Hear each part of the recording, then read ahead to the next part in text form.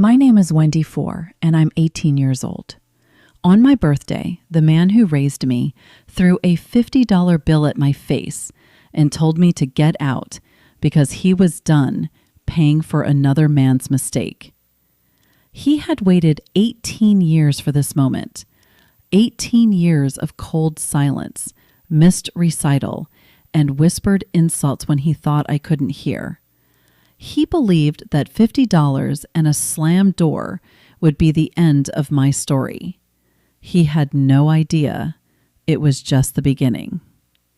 Before we dive in, please take a moment to like and subscribe, but only if you genuinely enjoy this story. Drop a comment and let me know where you're watching from and what time it is there. I love hearing from all of you. Now, let me take you back to where it all started. To understand what happened on my 18th birthday, I need to take you back 10 years to the first time I realized I wasn't like the other kids in my family. I was 8 years old. It was the spring recital at Highlands Ranch Elementary, and I had practiced Fur Elise for 3 months straight. My fingers knew every note by heart. My mother, Rachel, sat in the front row with her phone out, recording every second. She wore her favorite blue dress, the one she saved for special occasions. The seat next to her was empty. Mike had a last-minute meeting. That's what Mom told me when I asked where he was. But even at 8, I noticed that he never had last-minute meetings when Tyler had his soccer games. Tyler was 4 then, and Mike attended every single match, even the ones where my little brother just picked dandelions on the field instead of playing. After the recital, I found Mom in the hallway. Her eyes were red, but she smiled and told me I was wonderful. "Why doesn't Daddy ever come to my things?" I asked. She didn't answer. She just hugged me tighter than usual. That night, I couldn't sleep. I crept downstairs for water and heard voices in the kitchen, Mike and Mom. They didn't know I was listening. "I told you I can't pretend forever," Mike said. "Every time I look at her, I see the mistake you made. She's a child, Mike. She's innocent in all of this." "She's not my child. She never was. And the day she turns 18, she's out of this house." I didn't understand what mistake meant back then. I didn't know why Mike looked at me differently than he looked at Tyler. But I understood one thing clearly. Whatever was wrong with me, it made my mother cry. I went back to bed without the water, and I started counting. Not the days until I could leave, but the days until I could understand why I was never enough. The difference between Tyler and me wasn't just emotional. It was financial. And by the time I was 16, I had the receipts to prove it. It was September of my junior year. SAT registration was due, and I needed $200, $150 for the test, and $50 for prep books. I approached Mike in his home office, where he sat reviewing spreadsheets for Mercer Holloway Properties, the commercial real estate firm where he served as vice president of business development. "I need money for the SAT," I said, straight to the point. I'd learned years ago that Mike preferred efficiency over pleasantries. He didn't look up. "Get a job. The registration deadline is in 2 weeks. I don't have time to." "Tyler needs new soccer cleats. The good ones cost $350. I can't be throwing money at everyone." $350 for soccer cleats for a 14-year-old who would outgrow them in 6 months? But $200 for my college entrance exam was throwing money away. I got a job at a coffee shop called Brewed Awakening, 3 blocks from school. Minimum wage, 15 hours a week. It took me 3 months to save enough for the SAT and books while also covering my own phone bill because Mike had removed me from the family plan when I turned 15. Tyler, meanwhile, got a new iPhone every September, the latest model. No questions asked. When my SAT scores came back, 1,480 out of 1,696, I left the report on the kitchen counter where everyone could see it.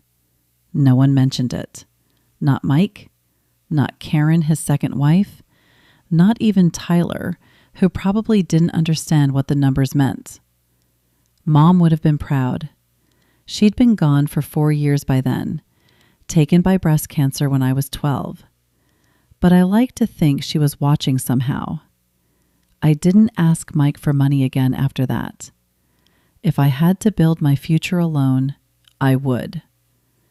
But I also kept a record of every disparity, every slight, every dollar that went to Tyler instead of me. I didn't know it then, but that record would become important later. My mother died on a Tuesday in November. She was 41 years old. I was 12. The cancer had been aggressive. 14 months from diagnosis to the end. I spent most of that year sitting beside her hospital bed, reading aloud from her favorite books while the machines beeped their steady rhythm. 3 days before she passed, Mom asked the nurses to give us privacy. She was weak, her voice barely a whisper, but her grip on my hand was surprisingly strong. "There's a letter," she said, "in my jewelry box. The one with the roses on the lid." I knew the box. It sat on her dresser, filled with pieces she never wore anymore. A pearl necklace from her mother, a silver bracelet from her college graduation. "Don't open it until you're 16, she continued. "Promise me, Wendy, 16. "Why 16? "Because you'll be old enough to understand and strong enough to handle it." I promised.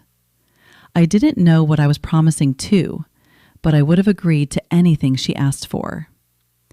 She died 3 days later with me holding her hand and Mike standing in the doorway checking his watch. 11 months after the funeral, Mike married Karen. She was a real estate agent he'd met at a company event, blonde, polished, and eager to play the role of Mrs. Mercer. Karen's first act as stepmother was to reorganize the house. Mom's clothes went to donations. Her books went to storage. Her jewelry box nearly went to the attic, but I grabbed it first. "That's mine," I said, clutching it to my chest. Karen looked at Mike. He shrugged. "Let her keep it. It's just junk." I hid the box in the back of my closet behind winter coats I'd outgrown. And I waited 4 years. That's how long I kept my promise. I had no idea that one letter would change everything. On my 16th birthday, I opened the jewelry box. It was a Saturday morning. Karen had taken Tyler to a travel soccer tournament in Colorado Springs. Mike was at the golf course, Cherry Hills Country Club, where he spent most weekends pretending to be more important than he was. I sat on my bed with the rose-covered box in my lap. My hands trembled as I lifted the lid and found the envelope tucked beneath a strand of pearls. My name was written on the front in Mom's handwriting. Wendy. The letter was 3 pages long, written on her personal stationery, dated August 15th, 2019, 2 months before her diagnosis. I read it twice before the words sank in. My darling Wendy, if you're reading this, I'm gone, and you're old enough to know the truth. Mike is not your biological father. Before I married him, I had a brief relationship with a man named Paul Holloway. It ended when he got engaged to someone else. I didn't know I was pregnant until after he was gone. Mike was pursuing me at the time, and I made a decision I've regretted ever since. I married him and let him believe you were his. He found out when you were 3. He discovered a DNA test I'd hidden. He's known the truth for 15 years. Wendy. He chose to stay silent because he didn't want the embarrassment of admitting his wife had been with another man. I'm sorry I never told you. I was afraid of losing you, but you deserve to know who you are. Paul never knew about you. That wasn't fair to him either. This letter has been notarized and filed with my attorney, Eleanor Vance, at Vance & Associates. She has instructions to help you if you ever need them. You are not a mistake, Wendy. You are the best thing I ever did, and your real father deserves to know you exist. All my love forever, Mom. I sat there for an hour reading the letter over and over. Everything finally made sense, and nothing would ever be the same. That night, I typed Paul Holloway Denver into Google. The results were overwhelming.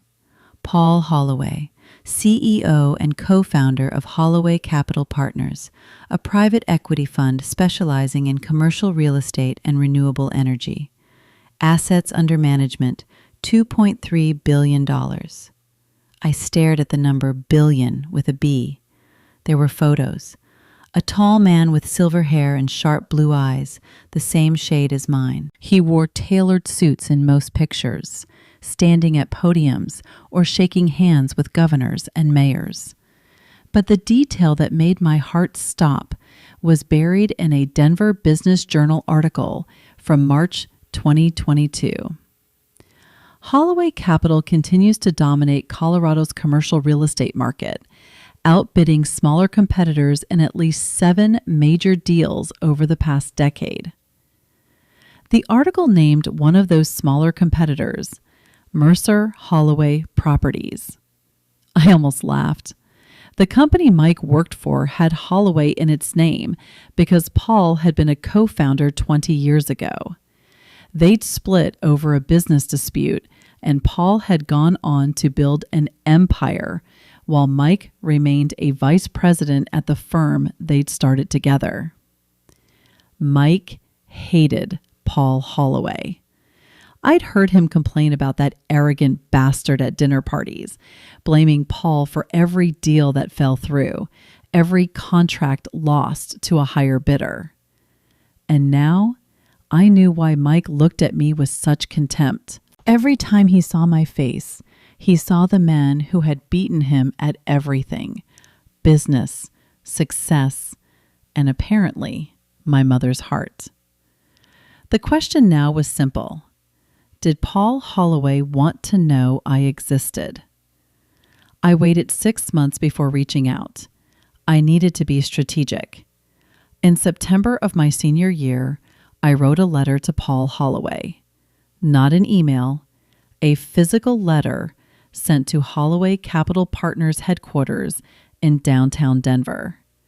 I included a copy of Mom's letter and a simple request: an independent DNA test to confirm the truth.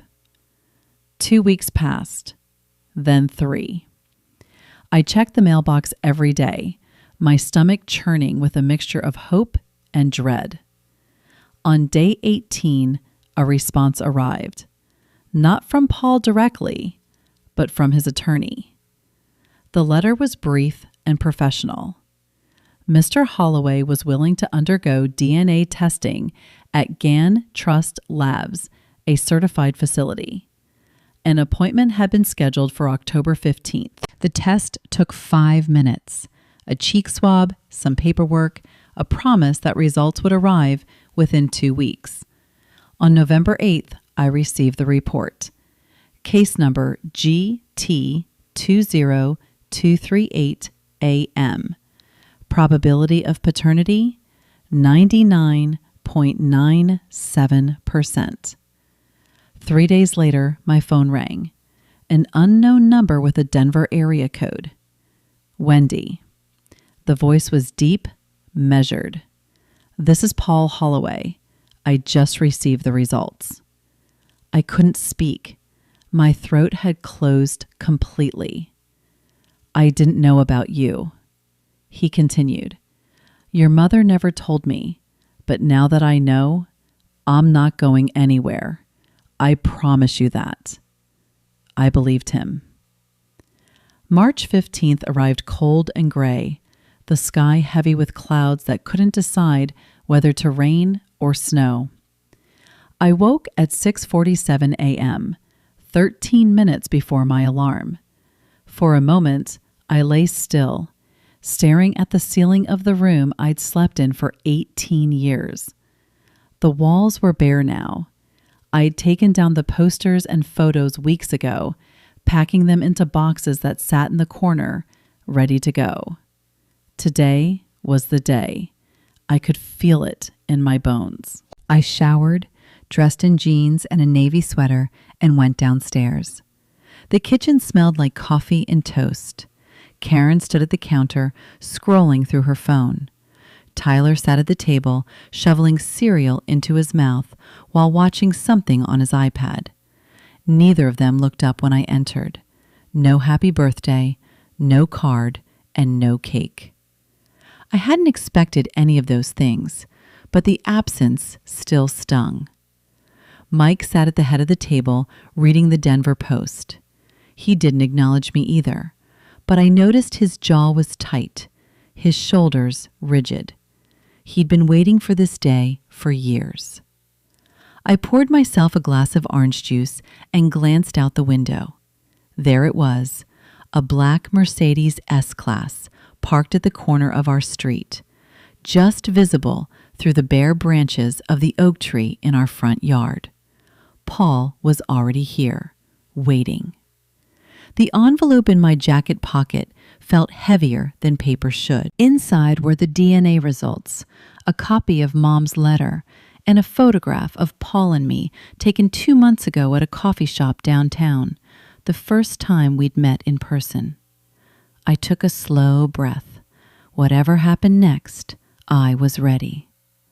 Mike folded his newspaper and looked at me for the first time that morning. "We need to talk," he said. Mike reached into his wallet and pulled out a $50 bill. He didn't hand it to me. He threw it. The bill landed on the table in front of me next to my untouched orange juice. "You're 18 now," he said. "I'm done." I stared at the 50. Jack Grant's face looked back at me, indifferent. "Excuse me?" "You heard me?" Mike's voice was flat, rehearsed. He'd been practicing this speech. "I fulfilled my legal obligation. You're an adult. Get out." Karen set down her phone. "Mike, maybe we should stay out of this." He didn't even look at her. His eyes were locked on mine, filled with 18 years of resentment. "I've known since you were 3 years old. You're not my daughter. You never were. I only kept you around because your mother begged me, and because I didn't want people asking questions." Tyler finally looked up from his iPad. His mouth hung open. Cereal, forgotten. "But Rachel's gone now," Mike continued, "and I'm not paying for another man's mistake anymore." Another man's mistake. The same words I'd overheard when I was 8. I picked up the $50 bill slowly, deliberately. I didn't want Mike to see my hands shake. "You think this is an insult?" I said, "It's more than you deserve." I almost smiled. Almost. "I know," I said. "I've known for 2 years. Mike's expression flickered, confusion, then suspicion. I reached into my jacket pocket and pulled out the envelope. I set it on the table directly in front of him. "Open it." He hesitated, then tore the envelope open. I watched his face as he read the DNA results, as he recognized Mom's handwriting on the letter, as the color drained from his cheeks. "And my real father," I said, "is waiting outside." Mike's head snapped toward the window. The black Mercedes, the driver's door opening. A tall man with silver hair stepping onto the sidewalk. Paul Holloway. Mike's face went gray. "No," he whispered. "No, no, no." I watched Mike watch Paul. The man who had tormented me for 18 years, who had made me feel worthless, unwanted, and invisible, was frozen in place. His hand gripped the DNA report so tightly that the paper crumpled at the edges. Paul walked up our driveway with the unhurried confidence of someone who had nothing to prove. He wore a charcoal overcoat and leather gloves, his silver hair perfectly styled despite the March wind. "That's impossible," Mike breathed. "You and him, Rachel," and he couldn't finish the sentence. "Before you," I said, "before she ever knew you existed." Karen had gone pale. She looked between Mike and the window, trying to piece together what was happening. Tyler had abandoned his iPad entirely, his teenage apathy replaced by wide-eyed shock. "You planned this?" Mike's voice cracked. "You've been planning this for 2 years," I confirmed. "Ever since I found Mom's letter. Ever since I learned that you knew the truth and punished me for it anyway." The doorbell rang. Nobody moved. It rang again. "I'll get it," I said. I walked to the front door, my heart pounding but my steps steady. I could feel Mike's eyes burning into my back. I could hear Karen whispering something frantic, probably trying to figure out how this would affect her social standing. I opened the door. Paul Holloway stood on the porch, his blue eyes, my eyes, meeting mine. "Ready?" he asked. "Ready?" I turned back to look at Mike one last time. He was still standing at the kitchen table, the $50 bill forgotten on the floor. "Goodbye, Mike." Paul didn't wait for an invitation. He stepped past me into the foyer, his presence filling the space in a way Mike never could. "Mike." Paul's voice was calm, almost pleasant. "It's been a while." Mike found his footing. "Get out of my house." "I'm here to collect my daughter, the one you just threw out with a $50 bill." Paul glanced at the crumpled money on the floor. "Generous of you." "She's not yours." Mike stopped himself. The DNA results were still in his hand. The evidence is undeniable, 99.97%. Paul said Gene Trust Labs doesn't make mistakes. Neither did Rachel, apparently, when she chose not to tell me. Karen finally spoke. "Mike, who is this man, Paul Holloway?" Mike spat the name like poison. "My former business partner, the one who's been sabotaging my deals for years." "Sabotaging?" Paul raised an eyebrow. "I believe the word you're looking for is outperforming. There's a difference." I stood by the door, watching the confrontation unfold. Part of me wanted to intervene, but a larger part understood that this moment wasn't about me. It was about Mike facing the consequences of his cruelty. "You think you've won something?" Mike stepped closer to Paul, his fists clenched. "Taking her doesn't change anything. She's still Rachel's mistake. She's still careful." Paul's voice dropped, losing its pleasant veneer. "That's my daughter you're talking about, and I spent the last 6 months learning exactly how you've treated her." The words hung in the air. "I know about the SAT money you refused," Paul continued. "The phone plan you cut, the trust fund you've been draining, all of it." Mike's face went from gray to white. "How it doesn't matter how. What matters is that everything you've done to Wendy will have consequences starting today." Paul reached into his coat and produced a manila folder. $180,000 to be managed by her legal guardian until she turned 18. He flipped open the folder. "That guardian was you, Mike." Mike's jaw tightened. I had every right to access those funds. Raising a child is expensive. Is it? Paul pulled out a spreadsheet, bank statements highlighted and annotated. According to these records, you withdrew $47,000 over the past 5 years for child-rearing expenses. He looked at me. Wendy, did Mike pay for your SAT registration? No. Your phone bill? No. School supplies, clothes, extracurriculars. I paid for everything myself with money I earned working at a coffee shop. Paul turned back to Mike. So, where did $47,000 go? Silence. Karen's eyes darted to the spreadsheet. I saw her expression shift. Not guilt exactly, but recognition. She knew where that money had gone. Tyler's soccer camps, Tyler's private coaching, and Tyler's endless parade of new electronics. That's embezzlement, Paul said quietly. Under Colorado law, a trustee who misappropriates funds can be held personally liable, plus interest, plus legal fees. You can't prove. I already have. Paul tapped the folder.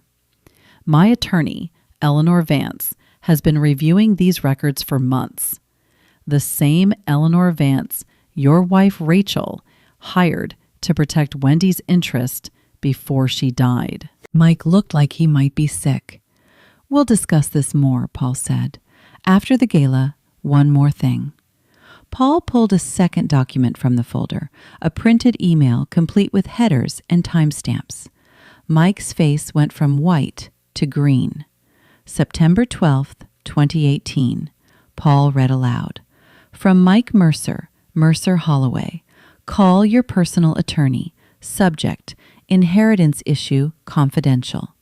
He held up the paper so everyone could see. I need to know my options for minimizing inheritance obligations to a child who is not biologically mine. Specifically, can I exclude her from my will without disclosing the reason? And what happens to her mother's trust fund if the child is removed from the household before age 18? Karen gasped. Even Tyler looked disturbed. Where did you get that? Mike's voice was barely a whisper. Your company's IT department isn't as loyal as you think, Paul said, especially when they're offered better opportunities elsewhere. I hadn't known about this email. Paul had mentioned he was gathering evidence, but I didn't realize how deep he dug. You've been planning to cut me out since I was 12, I said. The words came out steady and factual before Mom even died. Mike couldn't meet my eyes. The gala is in 1 week, Paul said, tucking the documents back into the folder. I suggest you spend that time consulting with your lawyer because after Saturday night, everyone in Denver's business community will know exactly what kind of man you are. He extended his hand to me. Wendy, let's go. I took one last look at the kitchen, at Karen's frozen expression, Tyler's confusion, and Mike's crumbling composure. Then I walked out the door with my father, my real father. The story's just getting started, everyone. Mike threw me out thinking he'd won, but he had no idea who my real father was. And the best part? It's still coming. In 1 week, everyone Mike spent his whole life trying to impress will learn the truth about him. If you want to see what happens at that gala, hit like and subscribe right now. Trust me, you don't want to miss this. I should have known Mike wouldn't go quietly. The week after my birthday, I moved into a guest apartment in Paul's building downtown, a sleek high-rise with floor-to-ceiling windows overlooking the city. It was temporary, just until I started college in the fall, but it felt like a different planet compared to the house in Highlands Ranch. For the first few days, I let myself breathe. I unpacked my boxes. I explored the neighborhood. I had dinner with Paul twice. Awkward, but genuine conversations where we tried to fill 18 years of silence. Then the attacks began. On Tuesday, March 18th, I received a call from my high school principal. Mike had contacted her, claiming I was emotionally unstable and fabricating stories about my family. He suggested I might need a psychological evaluation before graduation. The principal thankfully knew me well enough to be skeptical, but the call shook me. On Thursday, an email arrived from the University of Colorado Boulder's admissions office. Subject line, clarification needed. Dear Ms. 4, we have received information suggesting inconsistencies in your financial aid application. Specifically, concerns have been raised about your family situation and guardianship status. Please contact our office to schedule a meeting before your enrollment can be finalized. Deadline, April 1st. I stared at the email for 10 minutes before calling Paul. He's trying to destroy my future. I said, he can't hurt me directly anymore, so he's going after everything I've built. Paul was quiet for a moment. Eleanor Vance will handle the university and the principal. Mike is digging his own grave. He just doesn't know it yet. What do you mean? The gala is Saturday. He'll be there to accept his award, and so will we. I didn't understand yet, but I would. Mike wasn't just going to lose. He was going to lose in front of everyone who mattered to him. The 15th Annual Denver Chamber of Commerce Charity Gala was the social event of the spring season. I learned this from Paul, who explained it over dinner on Friday night, the eve of the event. 400 guests, he said, cutting into his steak. Business leaders, investors, city officials, and everyone who matters in Denver's commercial real estate world will be there. And Mike? He's being honored as Developer of the Year. Paul's smile was thin. An award he's been campaigning for since 2019. It's the validation he's always wanted, proof that he belongs among the city's elite. I pushed my salad around my plate. So, we're going to take that away from him? No. Paul set down his knife and fork. We're going to let him take it away from himself. All we have to do is show up. The gala was being held at the Four Seasons Hotel downtown in the grand ballroom on the second floor. Black tie, champagne, a silent auction benefiting children's literacy programs, and Paul Holloway was the primary sponsor, having donated $500,000 to the cause. As lead sponsor, I give the opening remarks, Paul explained. I have about 10 minutes on stage before they start handing out awards. What are you going to say? He reached across the table and squeezed my hand. The truth. That's all. Just the truth. I thought about Mike, probably at home right now, rehearsing his acceptance speech, practicing his humble smile in the mirror, and imagining the applause, the handshakes, and the photos that would appear in the Denver Business Journal. He had no idea what was coming. What should I wear? I asked. Paul smiled, a real smile this time, warm and paternal. I had something delivered to your apartment this afternoon. Consider it a birthday gift. Saturday, March 22nd, 7:30 p.m. The navy blue gown fit perfectly. Floor-length silk with a modest neckline, elegant without being flashy. Paul had chosen well. We arrived at the Four Seasons together, his hand steady on my elbow as we walked through the gilded lobby. Crystal chandeliers cast warm light across marble floors. Well-dressed couples mingled near the bar, their laughter echoing off high ceilings. I'd never been to anything like this. My world had been coffee shops and high school hallways, not ballrooms and champagne flutes. But I kept my chin up and my shoulders back, channeling every ounce of composure I developed over 18 years of surviving Mike's household. We entered the ballroom at 7:42 p.m. I know the exact time because I checked my phone to remember every detail. The room was stunning. Round tables draped in white linen, centerpieces of white roses and eucalyptus, a stage at the far end with a podium and a massive screen displaying the Chamber of Commerce logo. And there near the bar stood Mike. He wore a tuxedo that probably cost more than my entire wardrobe. Karen was beside him in a red dress, laughing at something one of the investors said. Mike held a champagne flute, gesturing expansively as he told some story about a recent deal. Then he saw me. The champagne flute froze halfway to his lips. His eyes moved from my face to Paul, then back to me. I watched the color drain from his cheeks in real time. He excused himself from his group and strode toward us, his expression murderous. "What the hell are you doing here?" "I was invited," I said calmly. "My father is the lead sponsor." Several heads turned at the word father. Phones appeared in hands. Someone whispered. Mike's jaw clenched so tight, I thought his teeth might crack. Mike had never been good at controlling his temper, especially after a few drinks. "Your father?" He laughed, a harsh, ugly sound. "Paul Holloway is not your father. He's a con artist who's using you to get at me." The people around us had stopped pretending not to listen.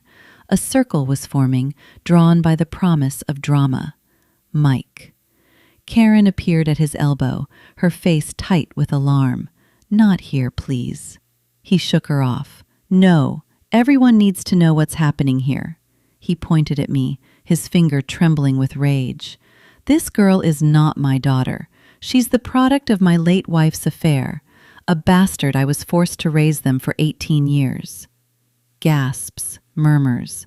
I saw at least 3 phones rise, cameras pointed in our direction. "I gave her a roof over her head," Mike continued, his voice rising. "I fed her, I clothed her, and this is how she repays me? By showing up here with him?" I didn't respond. I didn't need to. Mike was doing all the work himself. "She's a liar and a manipulator, just like her mother was. Rachel fooled me for years, and now her daughter is trying to do the same thing. Don't believe a word she says." The ballroom had gone quiet. Even the string quartet had stopped playing. I felt Paul's hand on my shoulder, steady, reassuring. "Are you finished?" I asked Mike. His face was red now, veins visible at his temples. "I'm just getting started. You think you can ruin me? You're nothing. You've always been nothing." I looked at him. Really? Looked at him for what might be the last time. "I don't need to ruin you, Mike. You're doing that yourself." From the corner of my eye, I saw Paul walking toward the stage. It was time. The MC, a silver-haired woman in a black sequin dress, tapped the microphone. "Ladies and gentlemen, if I could have your attention, please. It's time to begin our program. Please welcome our lead sponsor and keynote speaker, Mr. Paul Holloway." Applause filled the ballroom. Paul climbed the steps to the stage with the easy confidence of a man who had addressed thousands of audiences. He shook the MC's hand, adjusted the microphone, and smiled out at the crowd. "Thank you all for being here tonight," he began. The Denver Chamber of Commerce Charity Gala has raised over $12 million for children's literacy programs over the past 15 years. That's something we should all be proud of. More applause. Mike had retreated to his table, his face still flushed, Karen whispering urgently in his ear. "Tonight I want to talk about something personal," Paul continued, "about family, about the choices we make and the consequences that follow." A ripple of curiosity passed through the crowd. This wasn't the typical sponsor speech. 20 years ago, I made a choice that I've regretted ever since. I walked away from someone I cared about because I thought I had better options. I didn't know then that she was carrying my child. The whispers intensified. I saw heads turning, searching for context. 6 months ago, I received a letter from a remarkable young woman. She had spent 2 years researching her own history, gathering evidence, building a case. She did this not for revenge, but for truth, for the right to know where she came from. Paul looked directly at me.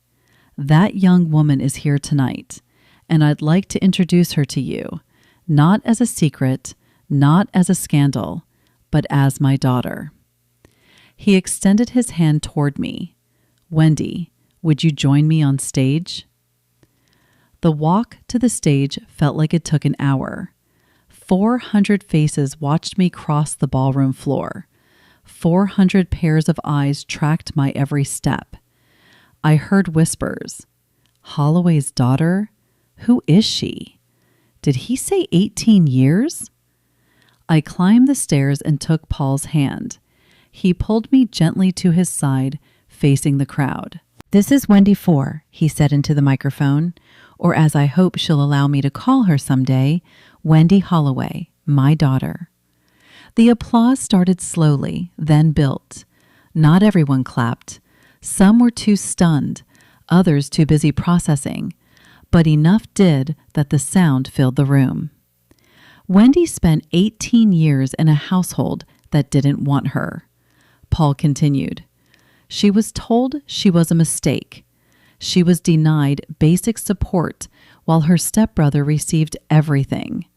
She paid for her own SAT registration by working at a coffee shop because the man who was supposed to be her guardian refused to give her $200. I saw Mike's table. His face was ashen. Karen had her hand over her mouth. The other guests at their table were leaning away as if Mike's disgrace might be contagious.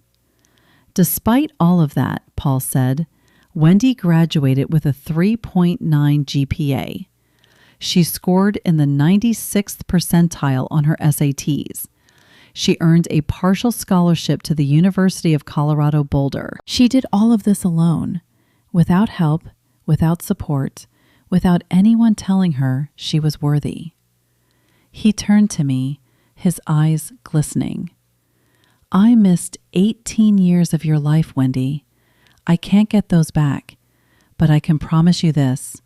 From today forward, you will never be alone again. I couldn't speak. My throat was too tight, so I just nodded and squeezed his hand. The applause was deafening. Paul gestured toward the side of the stage where a woman in a tailored gray suit stood waiting. For those who might question the validity of what I've shared, allow me to introduce Eleanor Vance, senior partner at Vance & Associates. Ms. Vance has been the custodian of the documentation that proves Wendy's parentage. Eleanor stepped forward. Her presence commanded immediate respect. She was in her late 40s, with sharp features and the composed demeanor of someone who had spent decades in courtrooms. Good evening, she said into the microphone. I have in my possession the following documents.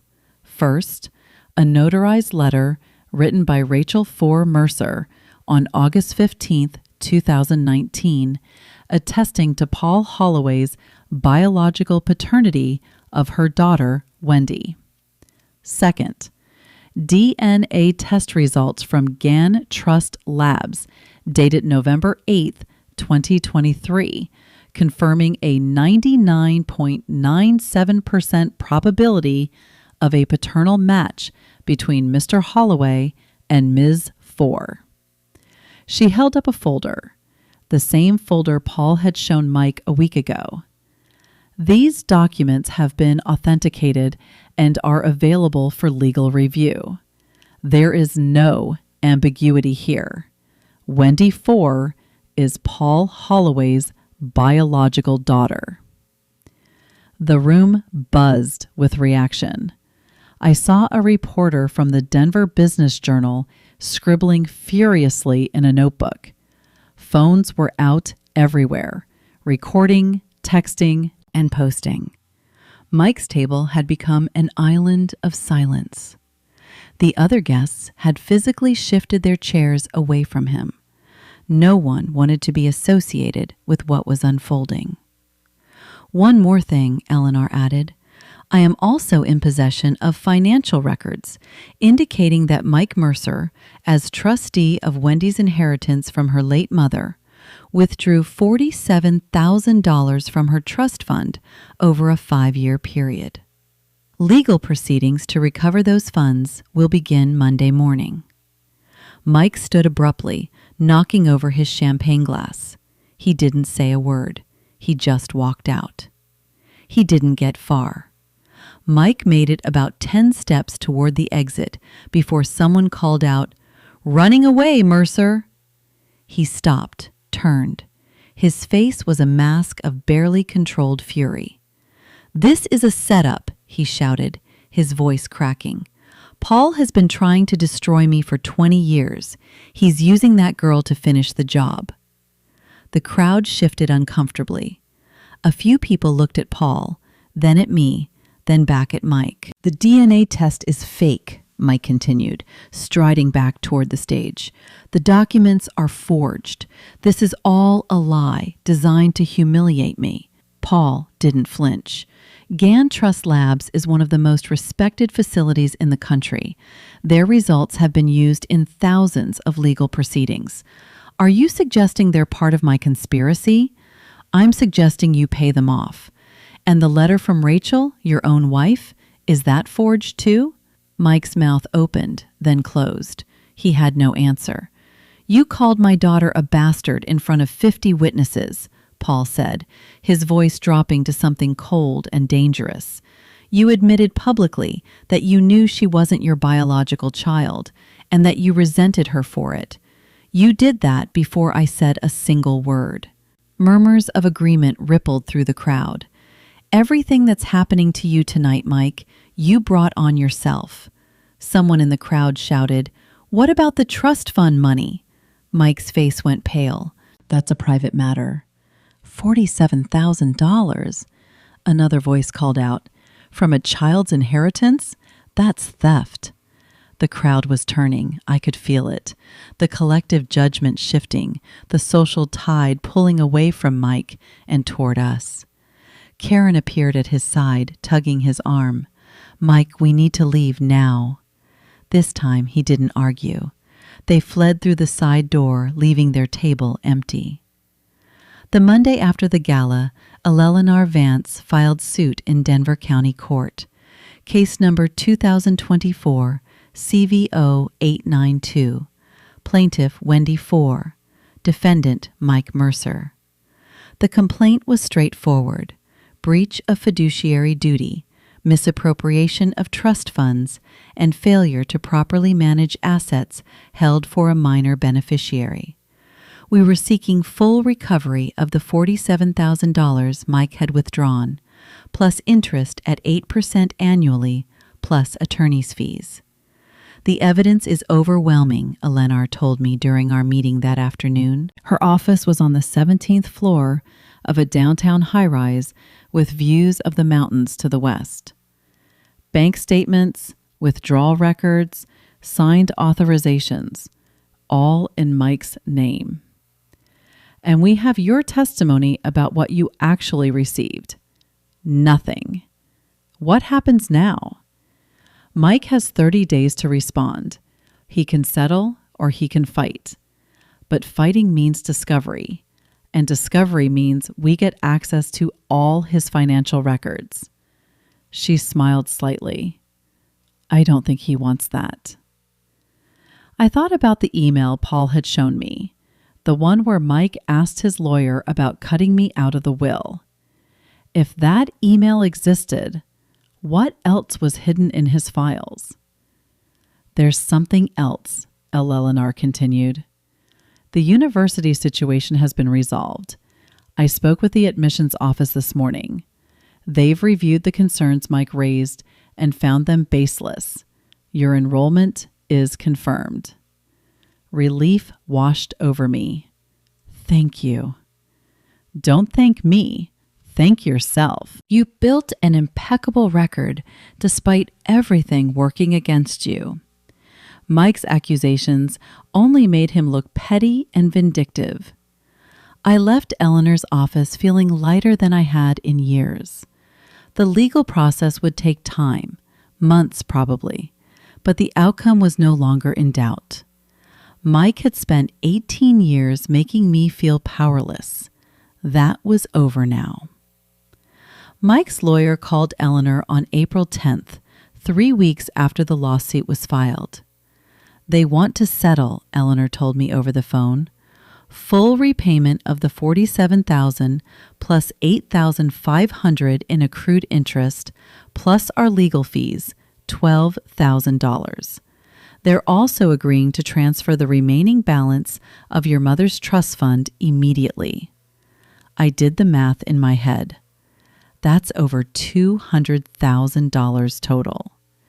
$200,500 to be precise. And they're not contesting anything. No discovery, no depositions, no trial. Why? Because Mike can't afford the scrutiny. The gala was a disaster for him professionally and personally. His partners at Mercer Holloway have been distancing themselves ever since. A prolonged legal battle would only make things worse.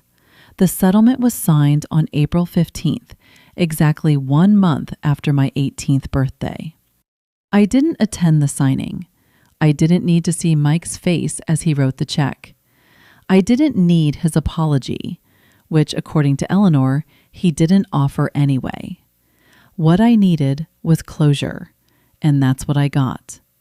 The money was deposited into my account 3 days later. I stared at the balance on my phone screen for a long time. $20,005,000. It wasn't about the money, really. It was about being seen, being acknowledged, being told finally that what happened to me was wrong. Mike had spent 18 years treating me like I was worthless. Now he had paid literally for that mistake. Paul took me to dinner the night the settlement money arrived, a quiet Italian restaurant in Low, the kind of place with white tablecloths and candles flickering in wine bottles. I want to pay for your college, he said, after we'd ordered all of it. Tuition, housing, books, everything. I sat down with my water glass. I appreciate that, but no. He looked surprised. Why not?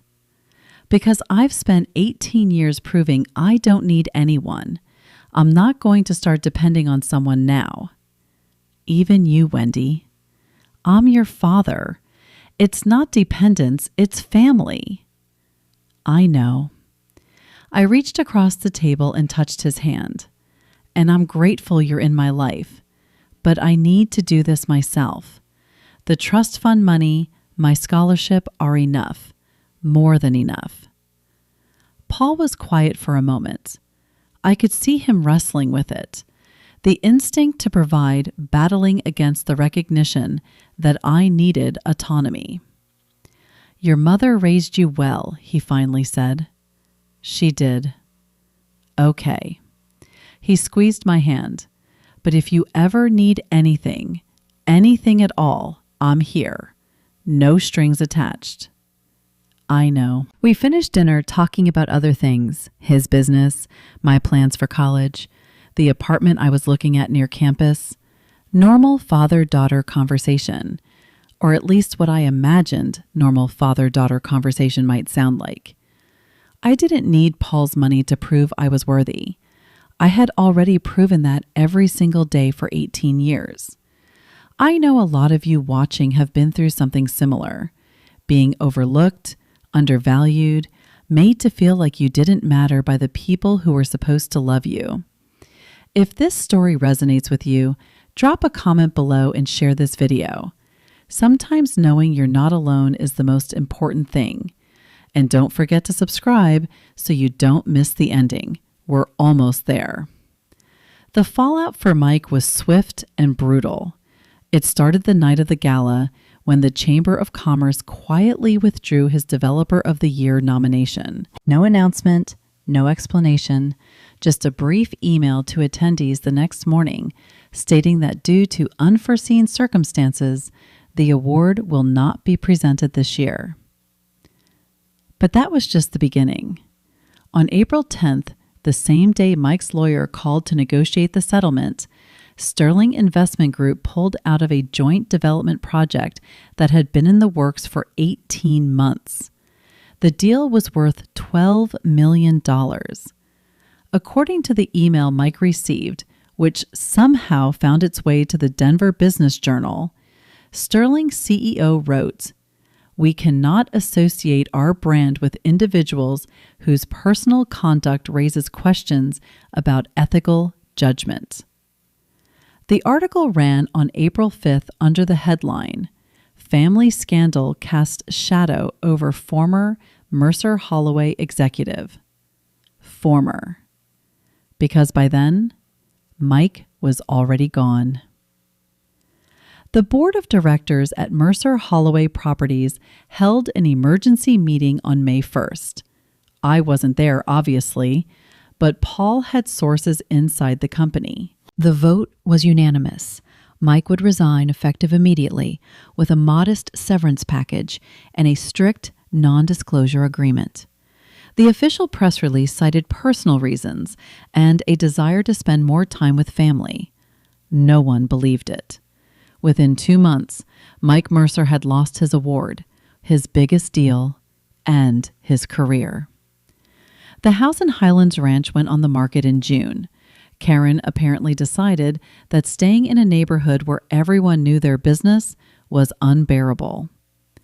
I didn't feel joy at Mike's downfall. I didn't feel vindication or triumph. What I felt was something quieter, something like peace. For 18 years, Mike had held power over me. He had controlled where I lived, what I ate, and whether I felt welcome in my own home. He had made me feel small and worthless and invisible. Now the world could see who he really was, and I was finally free. Karen and Tyler were collateral damage in Mike's implosion. I didn't plan it that way, but I couldn't pretend I hadn't anticipated it. Karen disappeared from social media within a week of the gala. Her Instagram, where she'd posted carefully curated photos of her perfect family, went private, then vanished entirely. I heard through mutual acquaintances that she'd stopped attending her book club, her tennis lessons, her charity committee meetings. I didn't feel sorry for her. She had watched Mike treat me like garbage for 6 years and never said a word. Her silence made her complicit. Tyler was different. He was 14, old enough to understand what had happened, young enough that I couldn't hold him fully responsible. He'd grown up believing the narrative Mike fed him, that I was the outsider, the problem, the reason their family wasn't perfect. 3 months after the gala, I received a text message from an unknown number. "Wendy, it's Tyler. I got your number from Mom's phone. I know you probably don't want to hear from me, but I wanted to say I'm sorry. I didn't know how bad things were for you. I should have paid attention. I should have said something." I stared at the message for a long time. Part of me wanted to respond immediately, to tell him it was okay to rebuild some kind of relationship. But another part, the part that had spent 18 years being invisible, needed more time. I typed back, "Thank you for reaching out. I'm not ready to talk yet, but I appreciate you saying this," he replied. "I understand. Whenever you're ready, if you're ever ready." I saved his number, but didn't add him to my contacts. Maybe someday, but not today. In August, I moved to Boulder. My apartment was small, a one-bedroom unit in a complex near campus with a view of the Flatirons from the kitchen window. I furnished it with secondhand finds from thrift stores and Facebook Marketplace. A blue couch, a wooden desk, a bed frame that squeaked when I rolled over at night. It was perfect. The trust fund money sat in a savings account, earning modest interest. I used it for tuition and rent, careful to budget so it would last all 4 years. My scholarship covered the rest. I didn't touch a penny of Paul's money. I didn't need to. Classes started the last week of August. I enrolled as a business major with a minor in communications. My professors were demanding, my course load heavy, but I thrived in ways I never had in high school. For the first time in my life, I was surrounded by people who didn't know my history, who judged me only by what I showed them. I got a part-time job at a small real estate firm downtown. Not Paul's company, not anything connected to Mike, just a local agency that needed someone to answer phones and organize files. The pay was modest, but the experience was invaluable. Paul visited once a month, always on a Sunday. We'd have brunch at a cafe on Pearl Street, talking about classes and work and the slow process of getting to know each other. He never pushed. He never tried to buy my affection. He just showed up consistently, the way a father should. By October, I'd made friends.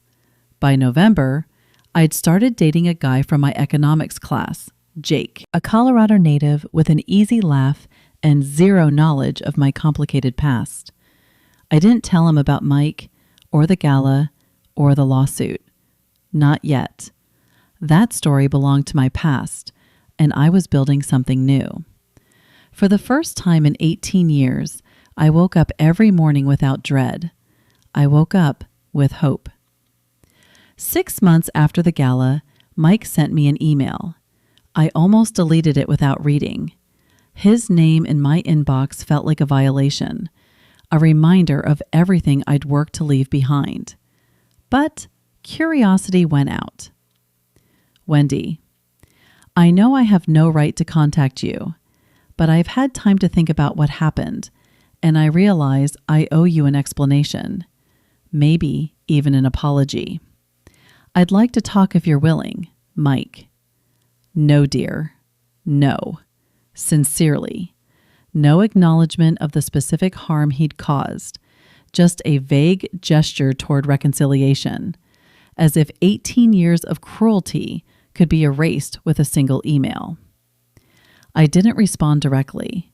Instead, I called Eleanor Vance. I want to send him a message through your office, I said. Something official, something final.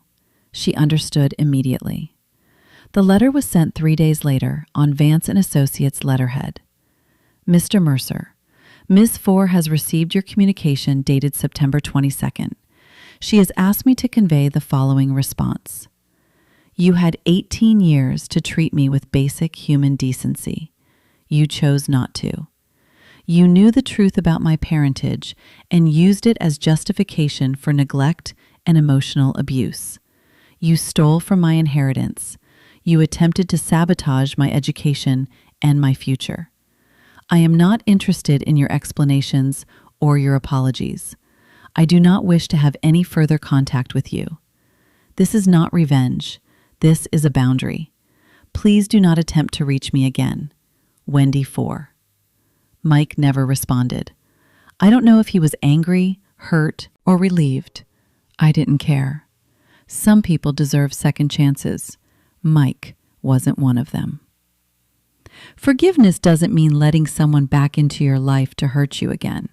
Sometimes forgiveness just means letting go and walking away.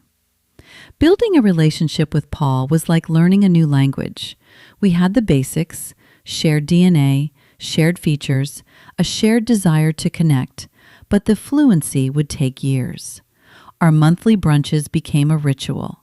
He'd drive down from Denver on Sunday mornings, always arriving at exactly 10 a.m. We'd order the same things, avocado toast for me, eggs Benedict for him, and talk about everything and nothing. Some days were easy. We'd discuss his latest business deal or my upcoming exams, laughing at bad jokes and discovering shared interests. He loved jazz, and so did I. He hated cilantro, and so did I. Small things, but they added up. Other days were harder. There were silences that stretched too long, questions that had no good answers. How do you summarize 18 years of absence? How do you grieve a relationship that never existed? I'm not trying to replace the time we lost. Paul told me once, stirring his coffee. I know that's impossible. I just want to be here for whatever comes next. That's enough, I said, and I meant it. On my 19th birthday, Paul drove to Boulder with a small cake and a card. No extravagant gifts, no grand gestures, just the two of us in my tiny apartment, eating chocolate cake and watching the sunset paint the flat irons pink and gold. Happy birthday, Wendy, he said. Thanks, Dad. It was the first time I'd called him that. His eyes glistened, but he didn't make a big deal of it. Neither did I. Some things don't need words. Looking back, I sometimes wonder what would have happened if I'd never found that letter, if I'd never reached out to Paul, if I just accepted Mike's $50 and disappeared into the world, another forgotten child of a broken home. But I did find the letter. I did reach out, and everything changed. Here's what I learned from 18 years of being invisible. First, your worth is not determined by how others treat you. Mike saw me as a mistake, a burden, a reminder of his wife's betrayal, but his perception was never my reality. I was always more than what he saw. Second, boundaries are not selfish. They are essential. Cutting Mike out of my life wasn't revenge. It was self-preservation. I don't owe anyone access to my peace. Third, family is not just blood. It's the people who show up for you, who choose you, who love you without conditions. Paul and I share DNA, but what makes him my father is the effort he puts in every single day. I'm a sophomore now, studying business and dreaming of starting my own real estate company someday. Not to compete with Mike or Paul, just to prove to myself that I can build something from nothing, because that's what I've always done. If you're watching this and you've ever felt overlooked, undervalued, or invisible, I see you. Your story isn't over. The people who dismissed you don't get to write your ending. You do. Thank you for staying until the end of my story. Now, I want to ask you, if you were me, would you have responded to Mike's email? Comment yes if you would have given him a chance, or no if you agree with my decision. And please subscribe and hit the notification bell so you don't miss the next story. I'll see you in the next one. Take care of yourselves.